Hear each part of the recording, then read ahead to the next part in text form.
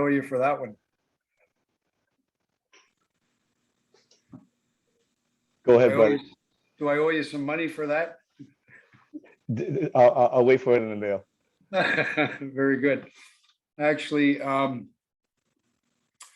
am very uncomfortable speaking on Zoom. But I did say I would show up, and here I am, and I'll do what I can. My name is actually Steve Connor. I break my anonymity, but I will always protect yours. I consider myself a recovered alcoholic, which means that I've recovered from a seemingly hopeless state of mind and body. And I came to this program in 1979. So I've been around a little while, and I'm 68 years old now. And if you do the math, I've spent more time in Alcoholics Anonymous than I did in my general life.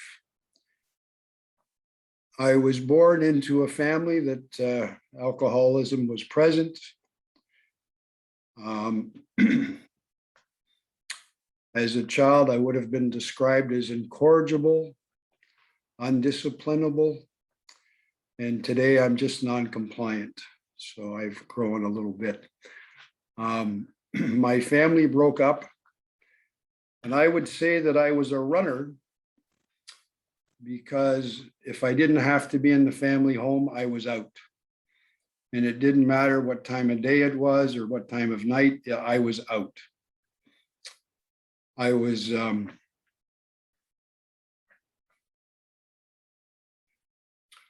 probably emotionally off balance as kindergarten or grade 1. I always felt different, and I was always in trouble. And the kind of trouble I got in was not the trouble that a normal 5, 6, 7, or 8-year-old would get in. I would steal beer from the neighbor's garage. Not a good sign when you're 7 years old stealing beer. However, I was a good athlete, and the incentive people used to get me to play was to use beer. And I would be like 11 years old then, or 10 years old. I graduated to playing always a level of beyond my age, which put me in contact with people that were older than I was. And as my alcohol intake increased and my ability to lead what somebody would refer to as a normal life, going to school, being at home, started to diminish. And by the time I was 14, I was hanging around with people in their 20s on motorcycles, and life became very adventurous. At 14 and a half, I was removed from the family home, served a sentence, and was released at 16. And at 16 years of age, I didn't realize that alcohol was my problem. My family of origin, when I was released, wanted no more contact with me. And my maternal grandmother and grandfather offered to take me in. And at that time, my grandfather was 83 years old, and my grandmother was about 72 or 73. They gave me an opportunity to have a nice home to live in, the opportunity to go to school, drive a car, have nice clothes. I wasn't grateful at that time. Gratefulness was not a word that entered my vocabulary. I wanted what I wanted when I wanted it, and you should not get in my way because I was going after it regardless. They had a lot of difficulties. Most of the authorities were against my grandparents taking me on as a young man. They thought the problems and the difficulties I would cause would be beyond their ability. And I want you to know that my grandmother and my grandfather bought the house that they lived in 1929. So they lived through the Depression. When I came to live with them, it was 1969. So they lived in that house for about 40 years in the same neighborhood. And all the neighbors that were beside them or across the road or down the street had lived there a similar length of time. And my grandmother would wake up in the morning and find her grandson passed out on the front lawn or in the driveway or being brought home by a police car, or he might not come home at all. My grandmother's request at this time, would you please call me and let me know if you're coming home? And I couldn't even do that. I wasn't even responsible enough to phone her at 10 o'clock at night and say, I'm not coming home. But in terms of shame and embarrassment that I caused, she would then have to walk up to the grocery market up the street from us and walk past all these neighbors who saw her grandson on the front lawn. And although I never harmed my grandparents physically, I know I'm quite aware of the damage I caused emotionally for them. They did the best they could. They continued to support me. And one of the unfortunate events in my life is my grandfather passed away in 1972, so we didn't have a lot of time to make up for any of the difficulties I caused. But my grandmother lived until she was 89. I'll get into that. The individual that made a 12-step call to me, he says I was 17. I think I was 18, but it really doesn't matter at this point. I was way too young to be an alcoholic. And this man had spent at least 2 hours with me, maybe more, telling me about his drinking escapades and what he'd found and how this went along. And I had the arrogance at that time to look at him square in the eye and say, it might happen to old people like you, but it'll never happen to a sharp guy like me. And he was 29 at the time. So my perception of old people, if you were 29, you were old. He didn't react really. He just said, well, if things ever get bad, you know how to get a hold of me. And I continued on that style of life. I was going out with a girl, came from a good family, and her dad liked to drink. So this poor young lady that I was going out with didn't get to go out very often because her dad and I would end up drinking. And in a lot of cases, in this case, I was well known in a small town because that's where I originally grew up. We had our own police force. And the police were very kind and generous with me because they would tell me to go home. They wouldn't arrest me, or they'd take me home. And this did nothing but build up my ego and my importance in my own mind.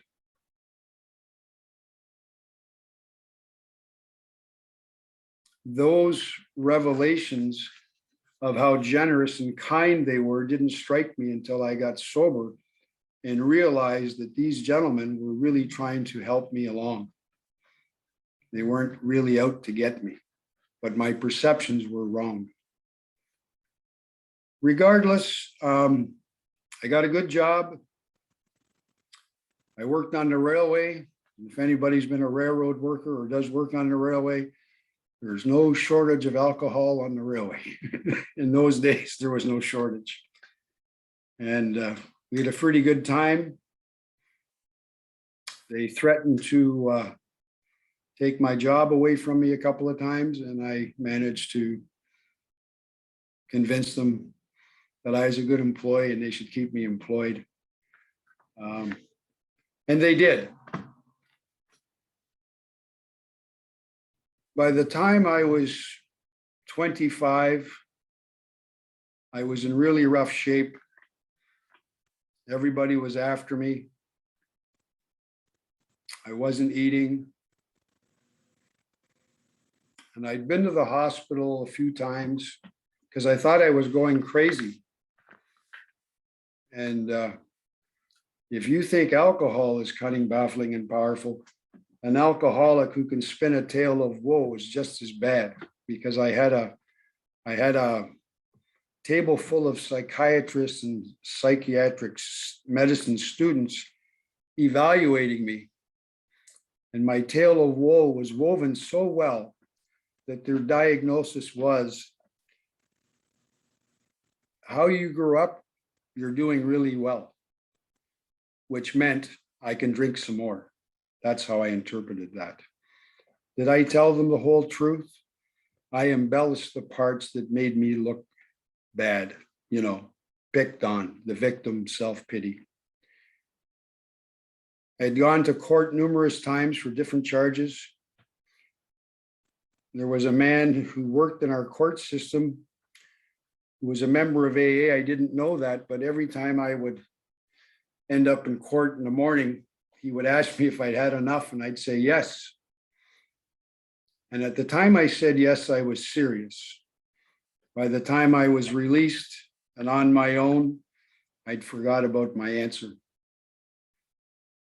The last time I appeared in court, the same man was there. And I was genuine that morning about my desire to leave all this behind me. And 10 minutes later, when I was released, I was at the next liquor store buying another bottle. And 5 or 10 minutes before that, I was genuinely truthful about having had enough.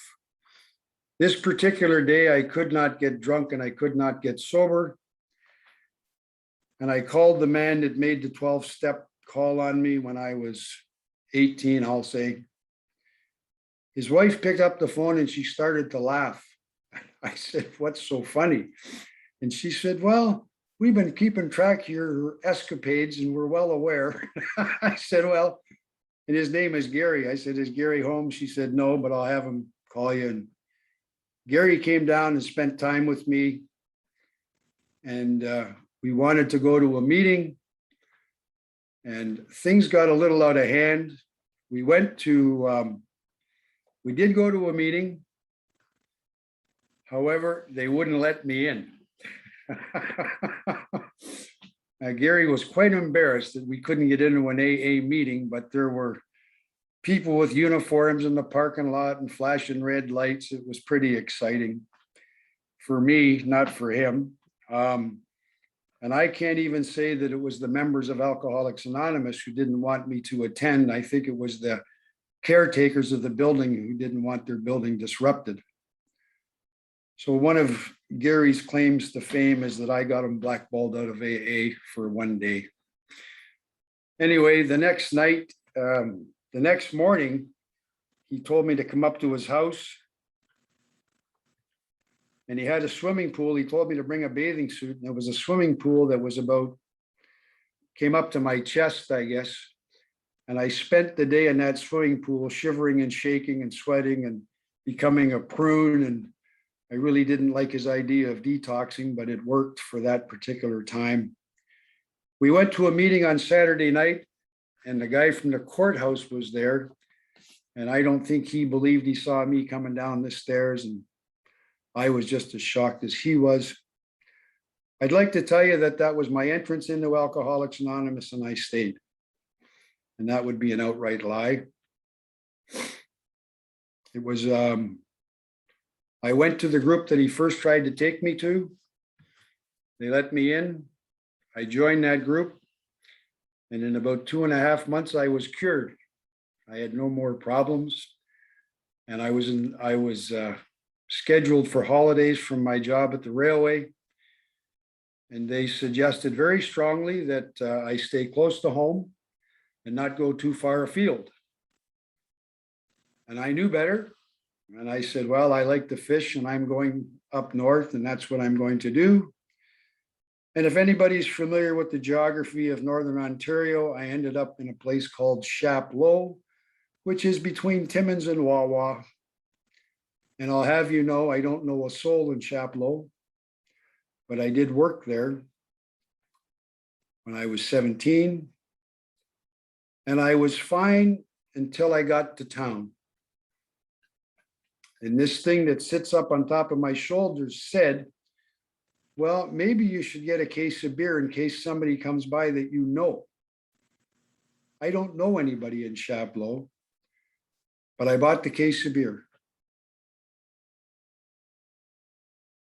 I was really a Scotch and Irish whiskey drinker and Canadian whiskey drinker. So I went and bought one of those bottles. And by the time I came home, I was 3 weeks. And I was only entitled to 2 from my employer. I swore I would never come back to Alcoholics Anonymous. And the reason for that is I had this overwhelming sense of shame and letting these kind people down. Another person appeared in my life, convinced me to go back to Alcoholics Anonymous. And I'd like to tell you that when I arrived, I went in sober again, but I didn't. I was drunk. These people accepted me again, and I have not found it necessary to go out anymore. Some of the things that have took place, my grandmother was pleased as punch when I got sober. You have to imagine that I was 25. By the time I came back, I was 26 because I had a birthday in the period I was away. My grandmother didn't understand alcoholism. She didn't know what was wrong with me. But in the heights of my activities, she would say to me as I was going out the door, make sure you kill yourself. And I thought these were rather harsh remarks coming from somebody who was 74, 75 years of age. And I ignored them for the most part. And one night she said it, and I looked at her and I said, what do you mean? And she said, I could spend a week or 2 grieving your passing, but she said, I don't want to look after you if you come home as a quadriplegic or brain dead. And it made perfect sense to me then. My grandmother she went to my first anniversary. If anybody's old enough to remember people that were born in the late 1800s or early 1900s, when the women got older, they all had this bluish gray hair. It was quite a sight. My grandmother had bluish gray hair. That's how they colored it when she went to the hairdresser. And the group I belonged to, the wives of the husbands that were members had the same color hair as my grandmother. So she got off to a great start and thought all these people were wonderful. She didn't understand what alcoholism was. She only knew that I wasn't drinking, and that made her very happy. So later on in life, as life takes its toll on all of us, I was able to repay in a small way the kindness and love that she'd showed me that I was able to show her in her later years. And that was only because of the program of Alcoholics Anonymous. When I came here, not only was I alcoholic, one individual told me that I was the most ill-equipped human being he'd ever met. I don't know what that meant, but I know that I didn't have many living skills. I had a terrible resentment against God. Our family is Irish Catholic, and because of my behavior in the schools I attended, I was going to hell by the time I was 5. So there was no reason for me to buckle up and do right.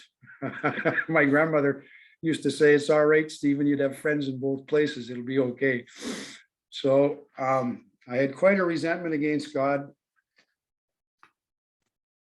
And these older folks and my grandmother would pray for me every night. Every night she would pray for me. And I had an aunt who was a nun. She was a nun for over 70 years. So I knew all about religion, but I didn't like religion. And I didn't know anything about spirituality. These men set quite an example. Some of them were heavily involved in church. Others didn't have anything to do with church. And they explained to me that religion was about saving souls, and spiritual principles in AA was about saving lives. And that made sense to me. One of the original members of that group that I attended, he passed away in 2009. And I had occasion prior to his death to speak to him one day and sort of make an amend about some of my behaviors when I was first around and through the time we knew each other. He was a kindly old fella. He took his glasses off his face and he looked at me, and these were his words: "We didn't give a shit about you. We were trying to stay sober, and you were a good example of what would happen." And this stunned me, because this kindly old man, I expected, "It's okay, Steve. We were happy to help you. It's all right. No problem." But that's not what he did. So on my way home, it occurred to me that despite all my defects, my shortcomings, my outlook, my attitudes, these people were doing their best to help me, which is love. So I got home and I phoned him, and he picked up the phone, and I said, "Bob, thanks for loving me when I couldn't love myself." And I hung up the phone and I got the last word in. So that was that. So now we get to this quote: "It works if we have the proper attitude and work at it." Well, by now you've figured out that I didn't have the proper attitude. I just didn't have the proper attitude. That proper attitude had to be developed. And I have to work. I have to work at this. My nature is to get things done that I like to do, not what I need to do or have to do. So I chose this because I'm reminded that I'm the one that has to do the work. And I can tell you in all honesty and good truth that the 40 plus years that I've been in Alcoholics Anonymous, there have been some extremely dry times. Extremely dry. There have been times where I have rebelled about morning meditation and inventory. And I know that Bill tells us not to be too hard on ourselves, because we're going to have these kind of seasons. And I have to change things up for me. When I arrived, keep an open mind, when I arrived, the only books that we had that I remember was the little black book, 24 hours a day. That's what they suggested. There was also a book called Stools and Bottles, came in a little green cover. And they had this little red book, and and that was the extent of information. And one time I was at a little one-day conference, and there was a guy, some books there by some guy named Father John Doe. So I picked up those books. And I still have a 24-hour-a-day book. There are, as you know, there are many, many meditation books today. My journey also included looking back historically to see what some of these people did. And I discovered that Dr. Bob had had a meditation book, or a book written my utmost for his highest or something like that. I went and that book was given to me as a gift. I can't tell you, I've read, there was a meditation book called God Calling or Two Listeners. I've done lots of things. I've probably read the Bible twice in my life from cover to cover. It's something I just like to do and, do that. But when I say work, I can get up in the morning and have so much to do in front of me that I go on my day and say to myself, well, I'll do it later. And later never arrives in my life. The day goes by and I've never done it. A man used to say to me, Steve, if you can't spend a few minutes talking to God in the morning, you're way too busy. And I find out as I go along this journey that there are people, not in Alcoholics Anonymous, but do this every day of their life as a spiritual exercise. This amazes me because left to my own devices, I would have never done this. I would have never, ever done this. And some mornings I get up, I have what I would call a routine. Some may call it a ritual. But I can't jump out of bed and get right into God's mindset or my own calmness. I have to have a cup of coffee, smoke a couple of cigarettes, and then go into my quiet room and start.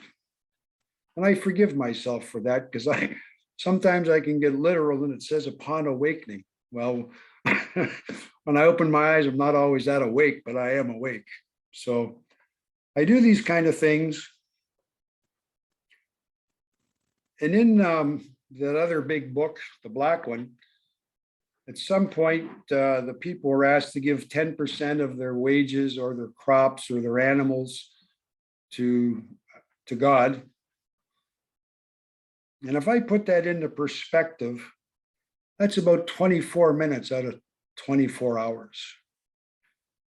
And I know today that my practice takes approximately 40 to 45 minutes on a regular basis. And I can extend that if I so choose. But for me to complete the routine or ritual, if you will, is about 40 to 45 minutes. I'd like to tell you that I do it every day, and I still don't get it done every day. I'm much better now than I used to be. I'm probably hitting about 95%, which is a lot better than 46. So that concludes sort of my journey with the 11th step on how it applies for me in my life. I do want to say that I'm very grateful.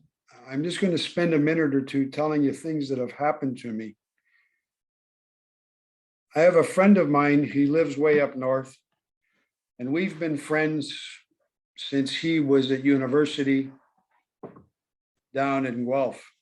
And at that time I was drinking, and forgive me, but he was going out with my buddy's sister, so that already had him at a disadvantage. And he was French Canadian, which was another disadvantage. We became friends after I got sober. We had known each other, but he had ended up marrying my buddy's sister, and I was not invited to the wedding, which caused a lot of angst in that family because the parents wanted me there. The bride, my buddy's sister, did not want me there. He didn't want me there because there was likely to be trouble.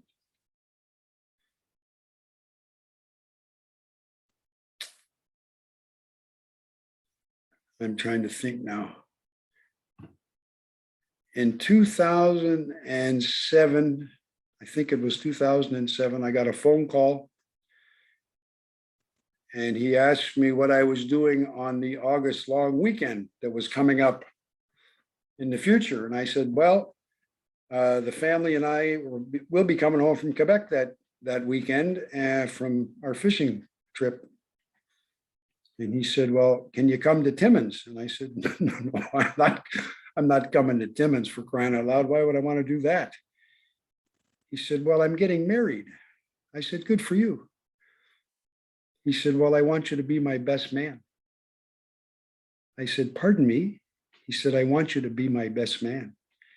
If you know anything about French Canadian families, they're very large. He had 4 brothers. From not being allowed to go to a wedding to being invited to be his best man. What an opportunity. And I went. We had a great time. We both ended up crying during the dinner speeches. And some lady walked up to me and she said, so how long have you been an Alcoholics Anonymous? And I said, you could only be an Al-Anon. She said, absolutely. Because she could identify with the words, you see, she knew. That was one of the wonderful things that happened to me. I have 3 wonderful children. I was a little rushed tonight because one of them showed up with fish and chips and wanted to have dinner with her dad and her boyfriend. And then I had another meeting to attend to. And then I made Allie this promise. And I really thought when Allie asked me, it was a Wednesday. It turns out it was a Tuesday. Anyway, Allie, thank you very much for asking me to participate. It's been a pleasure, and thank you. Thank you, Steve.